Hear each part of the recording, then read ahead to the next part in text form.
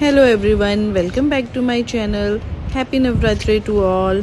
सो guys, यहाँ हमारी society में रामनवमी की प्रिपरेशन चल रही है। आप देख सकते हो पूरे टेंट्स वगैरह लग रहे हैं यहाँ पे।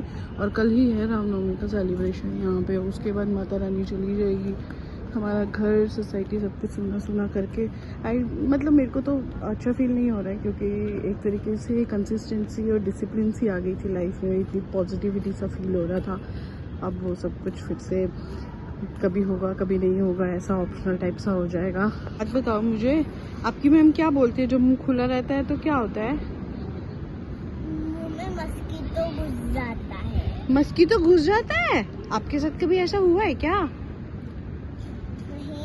नहीं हुआ आपके साथ कभी भी ऐसा? नहीं, क्योंकि मैं हर रोज मुंह बंद करके रखता हूँ। हाँ, चलो अपने व्यूअर्स को हाय कर दो।